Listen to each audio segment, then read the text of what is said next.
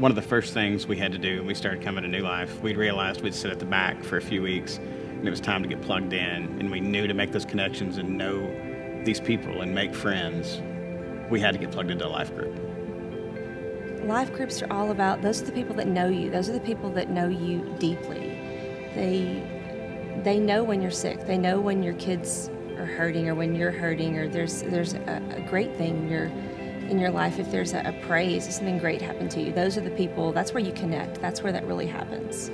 You have these members of a life group that become close friends, and it's a lot of times it's just celebrating those good moments, those highs in your life, where you can call that guy and you can laugh and you can celebrate a victory or something like that you've got, and you know that guy truly cares. It's somebody you can really communicate with.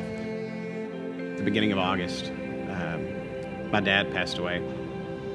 Found out by a knock on the door before 5 o'clock in the morning. We went to the door and there were 3 police officers at the door there to tell us that my dad had passed. And they had to repeat it to me. I was rattled trying to put it together. And after that, I went inside.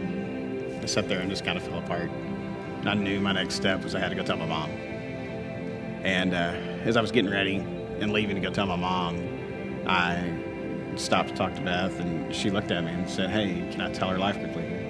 And I said, "Sure."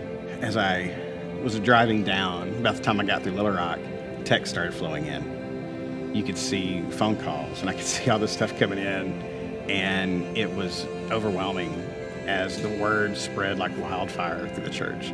Our life group reached out to me, and I needed it. That was a moment where I truly felt like I was alone.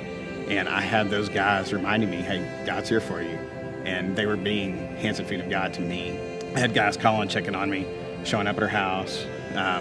One instance, I just needed to get a break and get out. And the guys out of our life group got together and went to go see a movie. It was a distraction, but at the end of the movie, I had a chance to talk, to grieve, kind of let my heart go. And it's just those moments, those people in our lives that will stop what they're doing to really look at you and to love you. I had always been one that didn't want to ask for help. I didn't want to obligate anyone else to step into my mess and into our lives. But in this instance, we had been involved in life groups for so long, and I had seen how serving others and being there for them in their time of need had helped them. And we were so comfortable with our life group that it made it possible for us to reach out and ask for their help, ask for their support.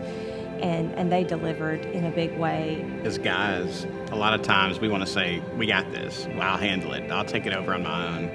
And that's not what God ever wanted. I mean, it says it over and over in the Bible that it's always somebody with someone else.